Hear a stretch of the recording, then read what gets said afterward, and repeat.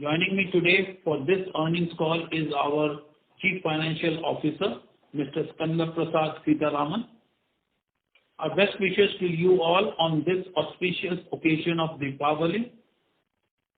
Moving on to the performance for the quarter, economic activities continued to progress well as construction work and supply chain are at near normal levels.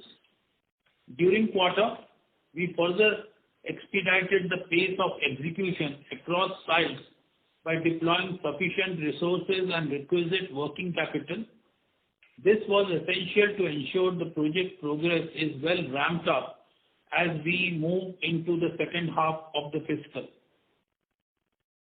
Coming to some key project updates, in our Zarak seawater reverse osmosis plant of 50 MLD capacity, expandable to 100 MLD being executed for Soned in Tunisia.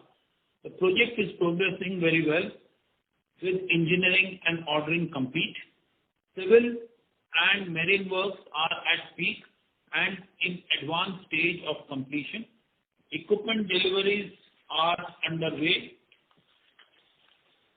On our One City, One Operator project, which is an O&M contract in the city of Agra and Ghaziabad, has been ensuring treatment of 670 milliliters per day of sewage, adhering to the national treatment standard and serving a population of over 3 million people.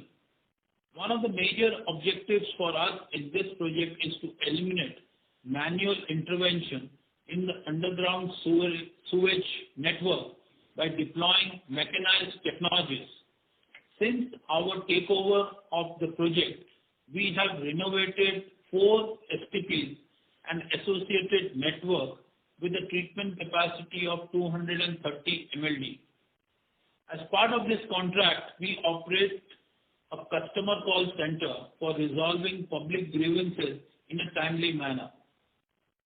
Moving on to our hybrid annuity model project in Kolkata, detailed engineering is complete and ordering is also nearing completion.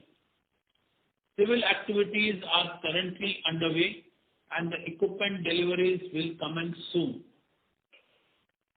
In our latest Amur Gas Chemical Complex project in Russia, we have established our branch office in Moscow to facilitate the project execution.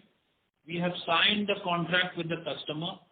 Basic engineering activities are complete and detail engineering is currently underway. Our local engineering and procurement teams are in place at Russia to work closely with customer and also local vendors. Moving on to the ordering activities, we are witnessing good traction in Middle East, Africa and Indian markets as tendering activities are gaining momentum in these geographies. We are witnessing increased interest from multinationals and other financial institutions to invest in the water sector as the post-COVID recovery phase begins. Governments across the globe have been unveiling long-term plans as well as regulatory changes towards water and hygiene. As you know, ESG and sustainability have become the norm now in every industry. And one of the most important components of this is water security.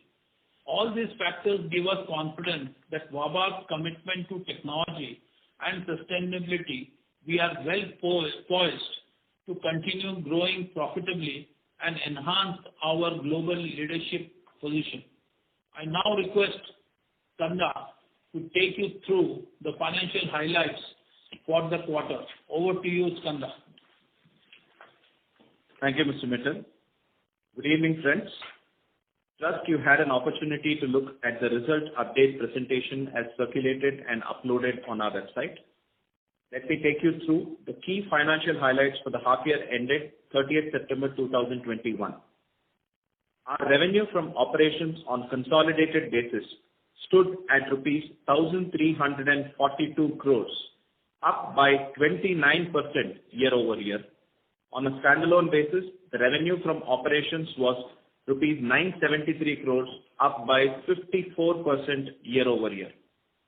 The consolidated EBITDA for the period stood at 97 crores, which was up by 34% year-over-year, and the standalone EBITDA for the period stood at 71 crores, up by 30% year-over-year. We continued to grow profitability in this quarter as well, with the profit after tax attributable to owners for the period at rupees 42 crores on consolidated basis, up by about 90% year-over-year.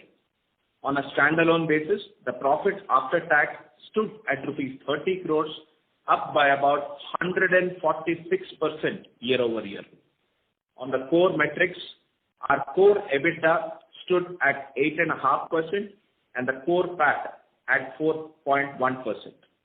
The core return on capital employed, ROCE, was 21.1%, and the core net working capital days stood at about 79 days. During the period, we have deployed resources into the projects across the group to ensure execution is expedited, which is reflecting in the top line growth and improved margin profile year-over-year this quarter. Despite higher sales, the trade receivable levels have remained similar as March 21, signifying better billing and collection turnover. The cash flow used in operations of about 250 crores was primarily deployed towards expediting the pace of project execution. We express our heartfelt thanks to our bankers, vendors, investors, and all other stakeholders for the continued support extended to us. With this, we now open the floor for question and answers. Thank you very much. We will now begin the question and answer session. Anyone who wishes to ask a question may press star and one on their touchtone telephone. If you wish to remove yourself from the question queue, you may press star and two. Participants are requested to use handsets for asking a question. Ladies and gentlemen, we will wait for a moment while the question queue assembles.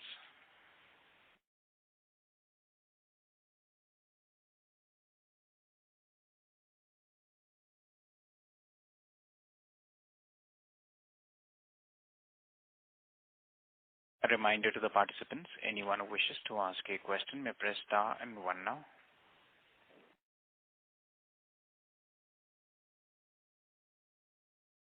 The first question is from the line of Ashit Koti, an individual investor. Please go ahead. Good evening, sir, and congratulations on your very good numbers. Thank you. I would want to ask one question, that is, when do we see the constant stability? I mean, say, there used to be lots of volatility in terms of performance. So, have we passed through that volatile times and now we are on to a overall growth trajectory for next couple of years at least? And second question was, while we have been banking on Namami Gange project as well as some other river cleaning projects also, recent episode in Yamuna river pollution. So, are we working on those areas also? Right, thanks for your questions.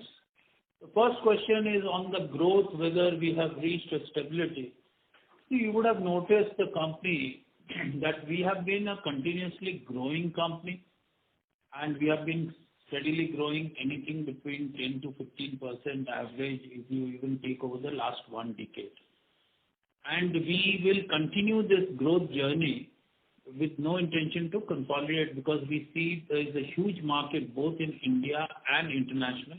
With Wabag's positioning in the technology and the references we have, we see no reason why we should not continue to grow for years to come.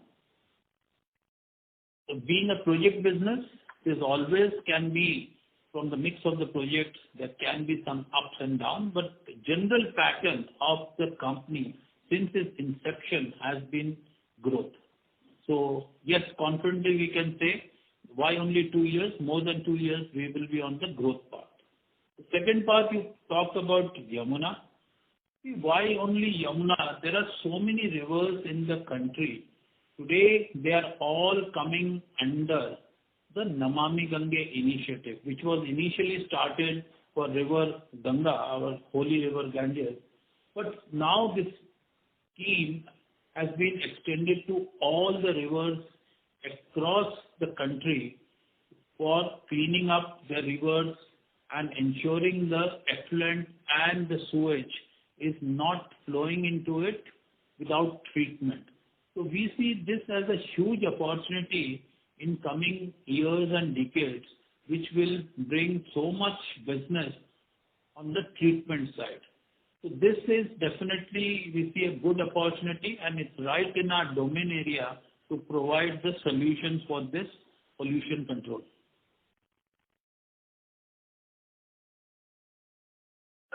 With all the money which is being spent on cleaning the rivers,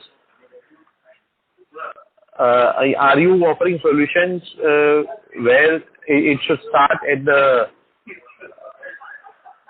stage of inception, that is at a plant level, at a projects level, whereby it does not reach the river at all?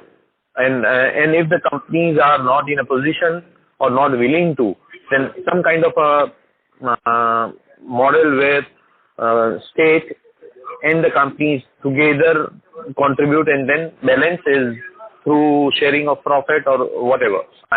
Because over a period of time, the water cost is increasing in major metropolitan cities as well as in industrial areas.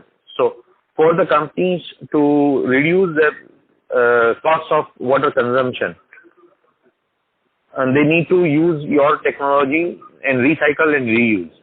So where do we stand on that?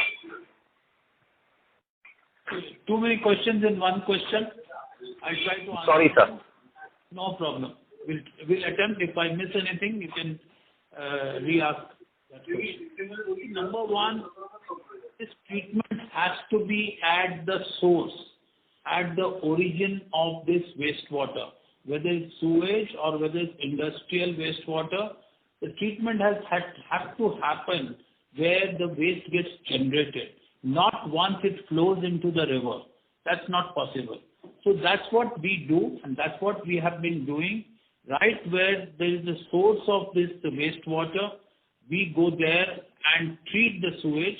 And if some small nalas are opening into the river, tap that nalas, pump the sewage also in the treatment plant, so that all the sewage gets treated and no stream of sewage or wastewater goes into the river untreated. That's number one.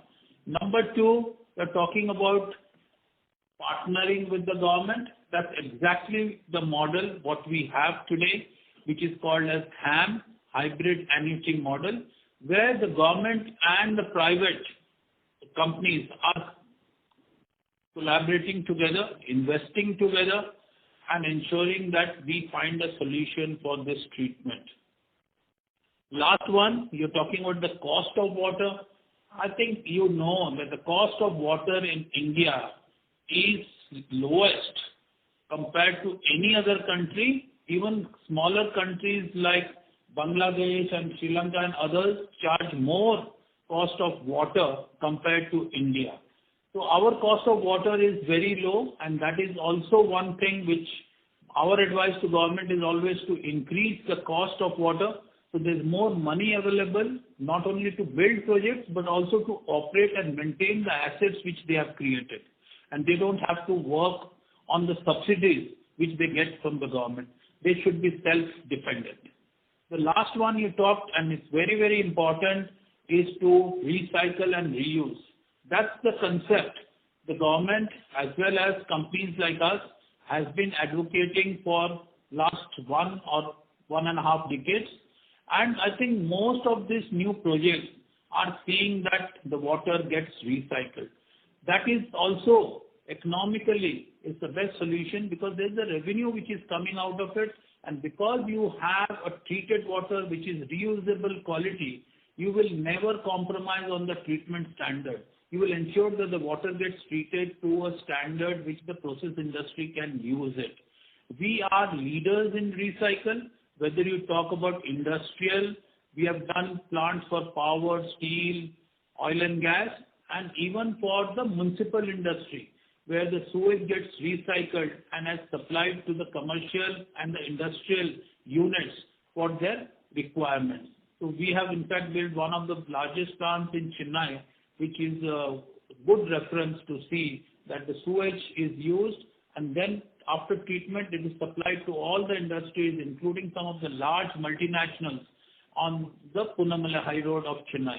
So this is definitely a way forward, and what you said is, I fully agree. Thank you, sir. I'll ask again a couple of more questions, but again, I'll be in a queue. Thank you. Before we take the next question, a reminder to the participants, please limit your questions to 2 per participant. For any follow-up, may we request you to rejoin the queue. The next question is from the line of Priyanka Biswas from Nomura. Please go ahead. Good afternoon, sir. Priyanka from Nomura here. So my first question is, we have seen a very strong rebound in domestic sales, at least at the console numbers, like over 60%. Whereas in the overseas sales, this seems to be lacking. I mean, like, it is down by 3%. So any issues or something we're facing the overseas job site, maybe due to supply chain or anything?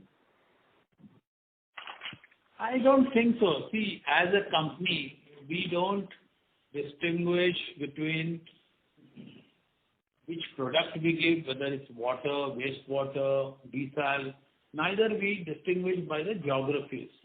Where we have a right project to use our technologies with good cash flows and also with the excellent technologies we can use, we prefer those projects, and it can be in India, it can be globally. So I think today, we don't look at the numbers, what is coming from India and what is coming internationally. It can be just a mix of the projects, which you can see that this definitely we will see more international with this Russia project and the Petronas project, which is going up. You will definitely see this happening. Now, if you see the numbers, and I think the segment revenue, just coming to the numbers, if you see on a half-yearly basis, yes, there is an excellent rebound from in India from 309 crores to 521 crores. But also rest of the world, it's not bad. It's from 79 or 792 crores to 912 crores. So that has also substantially grown even the rest of the world. So if now Russia project starts picking up, you will see in the coming quarters more will be in rest of world, and maybe India will also grow, but rest of the world will also grow much more faster, and you can see a big difference between what was in the first half and what will be in the second half. Thanks, sir, for that. Then the follow-up here is, while the trade receivables are flat, this is what I observed, there is still some working capital related outflows. So any reason why the terms of the trade payables or the terms of credit are worsening, or is there something happening there? Priyanka, if you see what has happened in the balance sheet, as you rightly said, the trade receivable have remained flat. But what is also important is that the turnover has grown. If you see from a half-year to half-year basis, last year to current year, we have 600 crores of turnover more, but the trade receivables are broadly flat, which means we are collecting faster. And on the trade payables, as I mentioned in the speech, we have, and also what we mentioned in our Q1 investor call on the price increases and the extended stay, where we had a margin dip. In the current period, the margin profiles have improved, both at standalone and console. and this is a result of expediting progress in the projects. And obviously, we will have to fund where there is construction work or where there is a cash and carry on material prices in order to have our margins intact. So there you will there is an investment of resources that we'll have to put into the projects. But on a half-year to half-year basis, for the incremental working capital versus the incremental sales is not in the same ratio. We have come down on the working capital days as such. So the entire money has gone into the projects to expedite, to pick up the pace so that our H2 is also, and we have stepped into H2, and it is important that the pace is picked up. So if I understand it rightly, so this working capital investments should help us further accelerate from the current levels in H2, right? I mean, to have a even more enhanced execution. That is correct, Priyanka. Is that the right understanding? That is correct, Priyanka. And so the last question from my side is, last con call I remember hearing about potentially the Chennai desalination or about the Chennai desalination tender.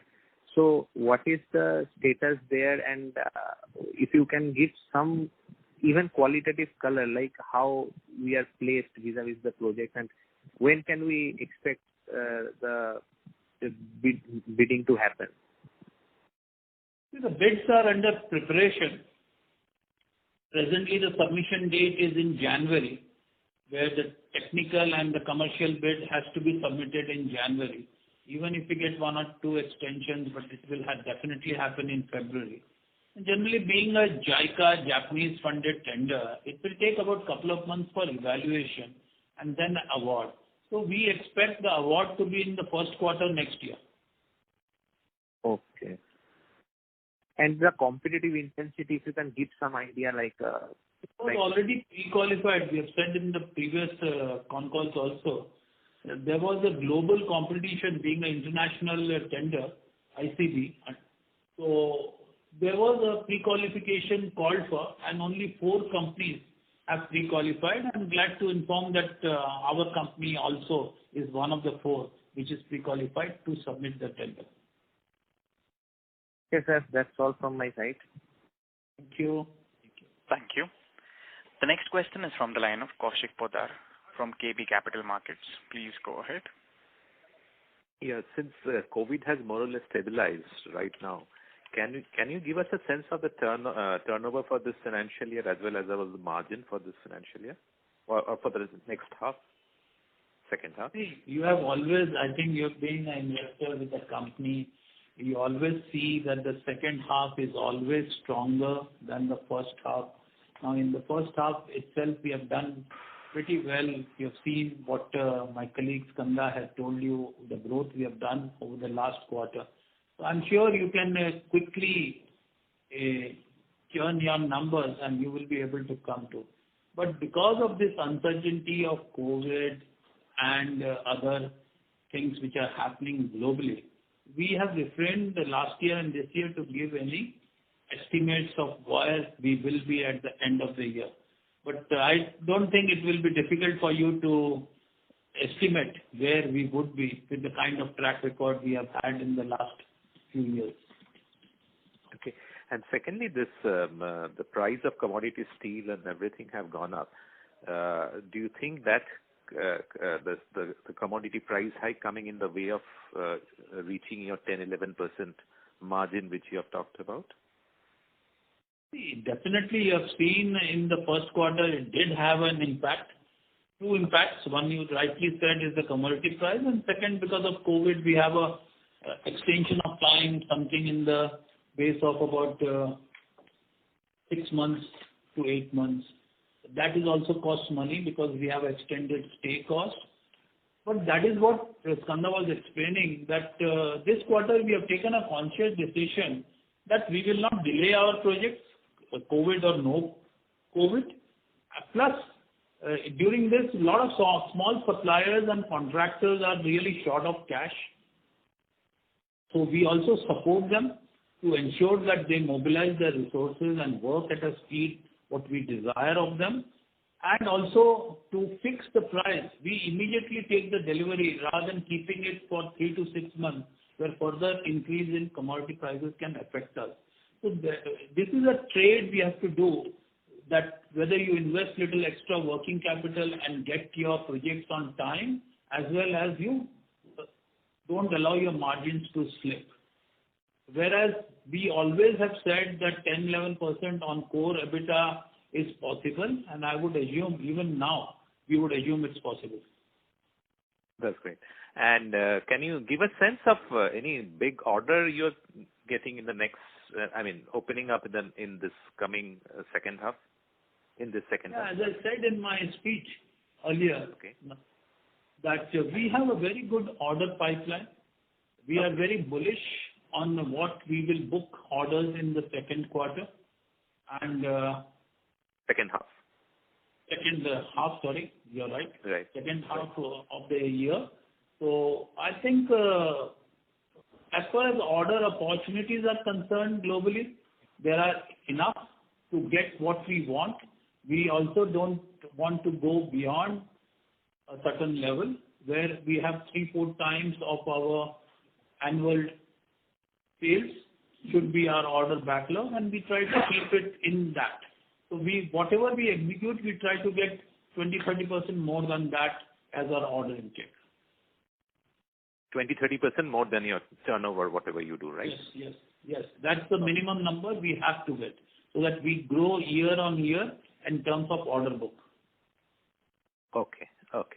Thank you. Thanks a lot. Okay. Thank you. The next question is from the line of Omkar, an individual investor. Please go ahead. Sir, very good evening and congratulations for good quarter 2 numbers. Sir, any update on Abgenco and Kichingenco collection as of now? Because it is pending from long, because of courts were not working, NCLT were not working. Now courts have started working. Any update on that? I think the only update I can give that at least now hearing has started. Okay. Some of them are still virtual and some of them are even physical hearing, both at NCLT and at Supreme Court. We have had already 2 hearings completed. So we expect very soon, maybe in next quarter, we will be able to tell you the outcomes of these cases. Okay, so things are moving up, right? Yes. Great. And as the earlier person has already asked question regarding the Jika project, so as of now you are saying even if that project, whatever outcome will come, that will come next year, first quarter. Am I right? That's right. Very correct. Thank you very much, sir. Thanks for the update. Thank you. Thank you. The next question is from the line of Arvind Joshi from Betelier Advisors. Please go ahead. Yeah, most of my questions are done. Thank you. Thank you. Thank you. The next question is from the line of Dhananjay Mishra from Sunidhi Securities. Please go ahead. Yeah, good evening, sir. Good evening. Sir, my question is regarding this Libya framework contract. This has been in this framework since long. So any specific reason it is not moving? I think it's a question of the priority of the government, because we said the framework definition itself that the contract comes under framework when we have a signed contract. Here, the contract is signed and we have even paid the stamp duty to get the contract registered. But we don't start the contract till we get a letter of credit. So obviously when the finances are limited, the country is taking a decision which project is urgently required, and today their emergency requirement is drinking water and the power. So this sewage treatment plant, probably it will take a few more quarters before they can allocate fund and open the LC. But you see the second framework contract, which is the Bomba MED, which is a desalination plant. You will see this coming much faster because this is drinking water. We recently signed this contract and we expect maybe in next quarter or so, we should be able to get a letter of credit and start execution. So the preference is always to the drinking water and power, and we will accordingly see the sewage treatment plant will probably take a few quarters more to get into effectiveness. But the second one, the drinking water, will come much faster. Okay. And secondly, sir, in EPC segment, we have seen 35% growth in H1. However, in O&M segment, it has remained flat. And we were had a target to reach from 15% revenue in O&M to 25% in next 3, 4, 5 years. So what is, any specific reason here also? Yeah, I think it's very simple. Basically, the O&M projects come into force after EPC completes their project and hands over the plant to the client, and the client hands it over back to us for operation and maintenance for a long period, which is 5-10 years. Now, because of 2 rounds of COVID, 2 phases of COVID, we seen a delay of anything between 8 to 12 months. So naturally, some of these revenues got postponed. What we should have completed 8 to 12 months earlier, probably will now get completed 8 to 12 months later. So probably in the coming quarters, you will see the revenue of O&M also picking up as we complete EPC projects and hands it over to the O&M team. Okay, sir. And the last question in balance sheet, we have in current asset, our trade receivable has remained almost same in last 6 months. But in non-current asset, our this trade receivable has gone up by 120 crore. From 547 crore, it has gone to 658 crore. So what is it all about? So when we execute projects, especially in municipal projects, there are terms of retention which are there. So on every invoice, the customer holds retention, which will be paid as a milestone payment at the end of the project or after the end of warranty period. So what is classified as non-current is what is not expected to be received within the next 1 year. So where we have large projects which started in the last couple of years and will take more than 1 year to complete now, those receivables are classified as non-current. So an increase in non-current also signifies that we are expediting the projects and invoicing is going through. Okay, sir. That's all from my side. All the best. Thank you. The next question is from the line of Charanjit Singh from DSP Mutual Fund. Please go ahead. Hello, sir. Thanks for the opportunity. So just I want to understand on the industrial side, when we see now there's a more push from the corporates to meet the ESG norms and talk about the water treatment, and we are, having a very strong capabilities in zero liquid discharge and water treatment of the industrial space. So in terms of opportunities which are evolving there, if you can touch upon, and any, major government regulation changes which can lead to much more better growth in the industrial side. That's my first question. I think it's true both for industries as well as the municipal authorities, because everybody wants to be self-dependent, Atmanirbhar. So I think when it comes to water also, they don't want to depend on the external source. They want to just be self-dependent. So in that case, I think most of the industries are going for recycle and reuse. This is the new norm for all the industrial plants we are seeing. There are 2 reasons. One, the environmental discharge norms are becoming strict, and also the regulator and the implementing authorities are also becoming very strict. If you don't meet the norms, then they can even shut down your unit. So as a result, the industries are going for more and more treatment plants with recycle capabilities, and that's where we see a good business for us. Same thing is happening for the municipal authorities, where they also don't want to just discharge the wastewater into the water bodies. They also want to make money out of it. At one stage, the treatment of wastewater was seen as liability. Today, the wastewater treatment has become a business. Wastewater is an asset because they make money out of it. They treat this water and sell it to the industry at a very, very good price. As a result, it has become a new business model to treat wastewater and make that clean water, the treated water, is sold to the industries and other commercial establishments. So yes, going forward, we see this trend picking up and everybody is looking for water security. Nobody wants to depend on external source to get their water, and if they don't get water, then they will have to shut down their factories and the units, which I think industries are moving away, and they say we will recycle our own wastewater. So, Rajeevji, if you can just touch upon, so how large is this industrial water treatment market and at what rate it is growing, and how is the competitive dynamics here? I think it requires technology and also experience. So as of now, it's not very competitive. There are large players who have experience, can handle it, but I'm like any other business, over a period of time, everybody will gain experience and get, but at least for next 5-10 years, we would see this as a very niche market for us.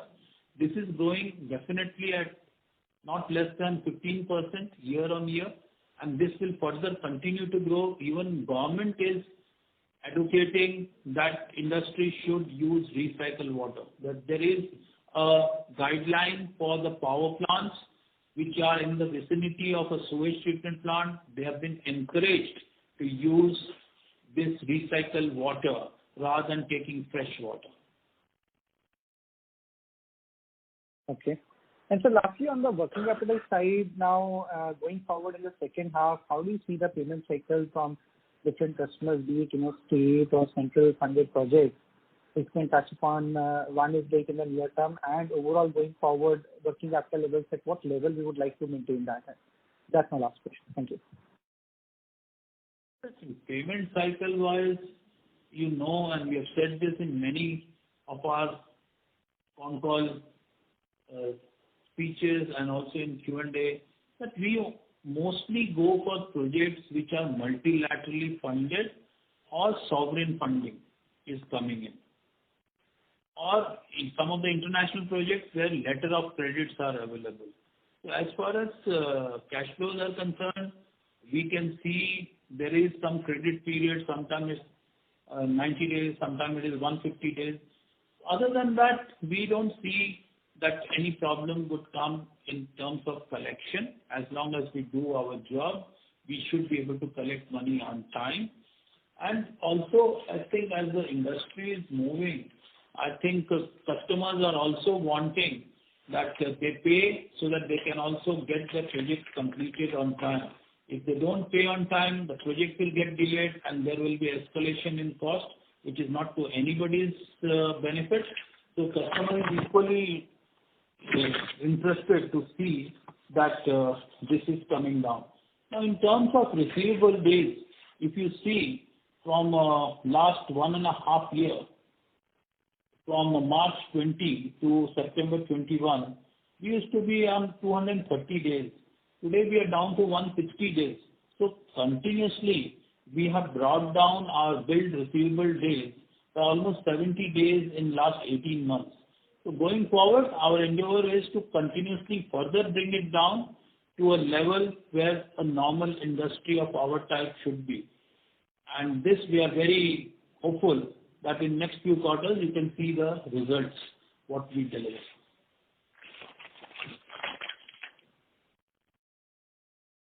Yeah. Thanks, Rajeevji, for taking my question and all the best for the future. Thank you. Thank you. The next question is from the line of Mohit Kumar from DAM Capital. Please go ahead. Hi, good evening, sir, and congratulations on good set of numbers. Sir, my first question is on the opportunity side. Do you see this sorting opportunity as we enter FY23 becoming better compared to FY22? And how do you see H2 FY22 for domestic and the international orders? I think the answer to your question, one is yes, definite yes, that we are seeing these opportunities to be better than what we saw about a year back. Definitely we see some investments coming in, plus there is a huge focus both in India and at international level on the water sector. So as we said earlier, we see that this opportunity is growing, and it is already at the pre-COVID level. So from an investment point of view, we don't see any problem, any concern on investment on water projects. Second one, I think you said domestic and international. Yes, sir. If you can give a qualitative, color in especially in Middle East, are you seeing larger orders, larger size orders? Do you expect those orders to get closed in the next 6 or 12 months? Are you seeing higher traction, especially Middle East? Definitely, we have at least about half a dozen orders where we feel very good about it. And at least we would think that in next 2 quarters we'll be able to close at least half of them, 3 of them will be closed in next 2 quarters. And we are very hopeful of that. Same is with India. We have a lot of good bids in evaluation phase. They will also get closed in next couple of quarters. Regarding, I think you talked about one more thing. So I was talking generally about Middle East, geography-wise. Are you seeing higher activity? Go ahead, please. Yes, so my question was that are you seeing much higher activity compared to H1? H1 has been pretty bad, right? We haven't got any order inflow. There has been hardly any, large orders getting finalized. So do you expect the H2 to be far better? That was the question, No, I just want to remind you that is not a correct statement, that we don't have orders in the first half. In fact, one of our largest order, the Sibur order from Russia, which is close to 1,200 crores, we got in the first quarter. And also the Petronas order we got in the second quarter. Yes, true. So my question is pertaining more to domestic, sir. Domestic, yes. I think the activities, you are right, were a little low. But I'm sure you will see in the second half, even the domestic things will pick up. And overall, as I mentioned to somebody earlier, we would meet our targets of order intake in this FY22. And lastly, on this Bombay MCGM order, which was being allotted to 4 to 5, players, once it gets finalized, does it translate into some opportunity for us? Because I think this is a 10,000 crore order for all the five packages. How can this potentially translate into a number for us? I don't know if you have been in the previous on calls of the company. We have been talking about this for last 3 to 4 years. Right. And we have consciously not participated this time because we have been doing this for last 10 years. And I don't know even now whether this will get finalized or it will see a new avatar of this order.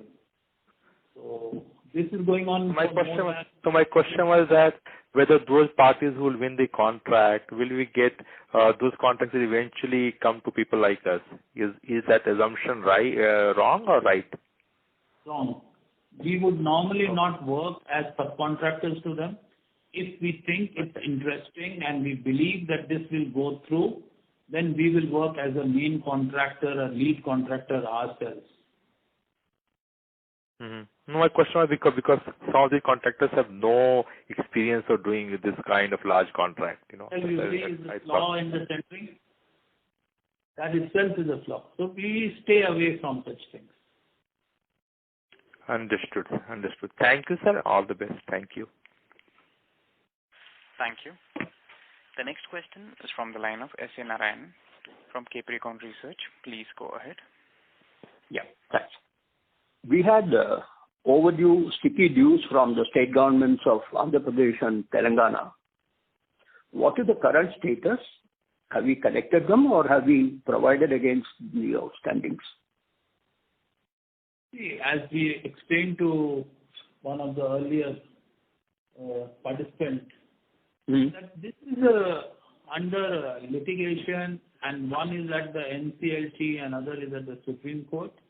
because of last 2 years, we all know the courts were not functioning and the urgent and important things, they were taking it on the virtual hearing. Now things have improved in the last couple of months and we ourselves have had a couple of hearings for our case. We expect in next quarter or two, we will get a decision and we are hoping for a favorable decision and we'll keep you informed as we progress. Wonderful. My next question is, compared to Q on Q, the finance costs have gone up from 19.8 crores to 22.1 crores. This is about 4% of our revenue. Should we consider this as the norm?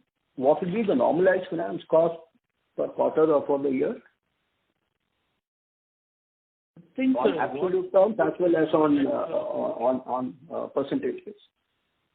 I think if you look at half-yearly numbers, that can be a norm.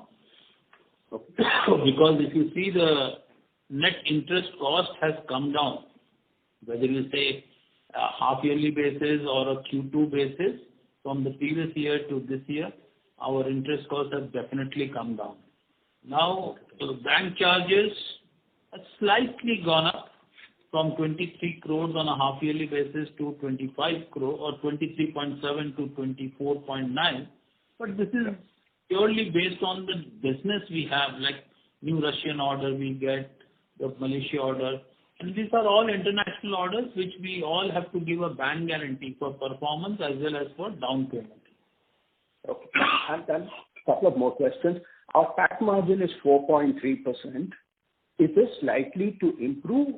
If it is likely to improve, what will be the trigger? We have said always that we will try to keep the EBITDA in the double-digit margin, especially the core EBITDA.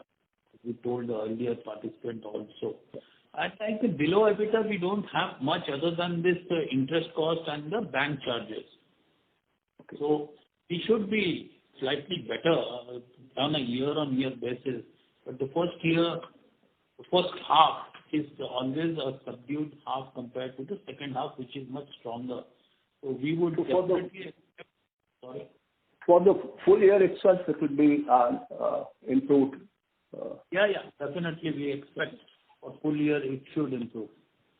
Great. And my last question, what is the tax rate? Is it likely to be reduced? You seem to be having some 29 or 30%. Is this likely to be normal? We are a company with a lot of subsidiaries across the globe. Though in India, a tax rate will be at 25%, but when we consolidate all the units across the globe, this is an effective rate for us as a group. So this will stay put? I think depends how much business, how much revenues, how much profit comes from each entity, and what is that country's tax rate. Oh, sure. Many thanks. Good luck to you. Thank you. Thank you. The next question is from the line of Ravi Nagda, an individual investor. Please go ahead. Sir, what is the free cash flow we have generated in this quarter? I think we have used cash, as Kanda was explaining, to expedite our projects. Kanda is looking at it and he'll give you a more correct number, but we have used cash in this quarter and Kanda should give you. Our free cash flow used is about 280 crores. Okay. For the half year. For the half year. Okay. Thank you, sir. Thank you. The next question is from the line of Ashit Koti, an individual investor. Please go ahead. Sir, with regards to the competition and our ranking in the world market, be it sewage treatment, water treatment, like there's bars for Dow and a couple of others. So where do we stand vis-a-vis them? And if I have to look at the markets, I would, how do I put it, region-wise? Asia Pacific, Europe, Central Asia, that is including China, Southeast Asia. So if overall order positioning, if I divide it region-wise and the margins region-wise. It's a big thing. We don't track the company that way, but I can give you an overall feel of it. See, if you see, we are a global company. Our main business comes from India and the neighboring countries of India, which is South Asia and Southeast Asia. We are not in China. We are very active in Middle East, North Africa, and some countries in Sub-Sahara. We are very, very active in Europe, being origin from legacy. It's a European company. So we have units in Switzerland, Germany, Austria, Czech, Romania, and Turkey. So they are also very active.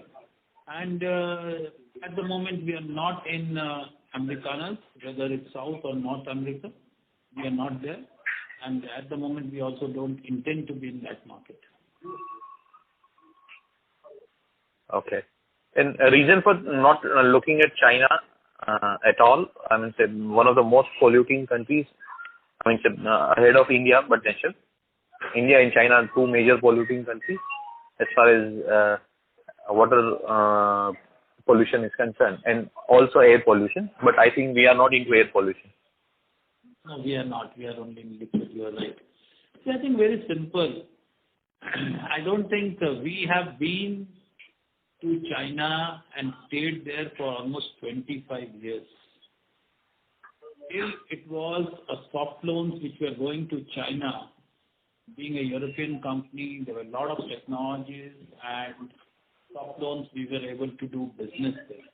But once I think China developed and they didn't need any soft loans, this was more than about 15 years back, we saw that we can't compete with the local players there because it's their market, they understand it, they have better connections, and we are not. So we stayed there for 5-7 years to see, and we came to a conclusion that this is not a market for us.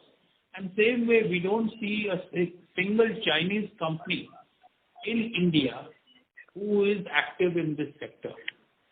So I think it goes for them also. Probably they cannot compete with us in our country and we can't compete with them in their country. Okay, on the world ranking, sir? I think you should be proud that a company is number 4 in terms of world ranking. And this is well documented and there in public domain. Right, sir. And we plan. How do we plan to reduce bank charges?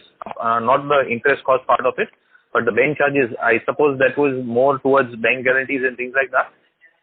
Yeah, like our finance minister had announced to all the at least units in India to not take 10% performance guarantees and take 3%. Issues like this, if government supports companies, especially in the water sector, which is also seen as a clean sector, sustainability sector, ESG sector, we definitely can reduce it. And today the banks' guarantees have come down, but the rates have not come down. So next thing, I think the government can also put a maximum cap what the banks can charge for such guarantees. Okay, but only on the company profile, they are not going to reduce it per se. They do that, but that's a small thing which they give depending on our rating, depending on our past performance. They definitely give you, but that's very small. Especially when we do business outside India, we have to pay double charges. One, we have to pay to an Indian bank to give a counter guarantee to a bank based in that country, because the client will only accept a guarantee from a local bank. So there also becomes a double charge for the bank guarantee for us if we do international business. And how are our relations with multilateral agencies like be it World Bank or IMF or any other agencies which do fund this kind of clean water or water treatment projects to save environments? I think today our reputation and the brand is very strong. we enjoy a very good relationship, and they also have a lot of confidence in our capability and reputation. So today we are working with all multinational agencies, whether it's KfW Germany, whether it is World Bank, Washington DC, whether it's JICA from Tokyo, whether it's ADB from Asia. So you talk about all multilateral agencies, we have been working with them, and majority of our projects are multilaterally funded. You will also be happy to note that even our first HAM project was also funded by a commercial arm of World Bank, which is IFC. This is the first time something like this was funded by IFC. So the debt funding came from IFC Washington DC for our Kolkata KNDA project. Great, sir. Congratulations for that. And my only request would be what I had earlier asked you, and you had said that you have not been looking at it in that particular angle, but region-wise presence and orders, and also with against each region's multilateral agencies. So, it would give us an idea if anyone wants to track what are the other projects which are being promoted by those agencies, and whether our company is going to be taking part in those bidding process and things like that, which should give us an maybe a little bit more idea early on. Sure. We have noted your requirement. We'll see what we can provide you extra. Right, sir. Thanks a lot, and once again, congratulations for good numbers. Extraordinarily good numbers. Thank you. Thank you. As there are no further questions, I would now like to hand the conference over to Mr. Rajeev Mittal for closing comments. Over to you, sir. Thank you everyone for your participation in our Q2 FY22 earnings call. We have uploaded the analyst presentation in our website. In case you have still further queries, you may get in touch with the Stellar IR advisor, our investor.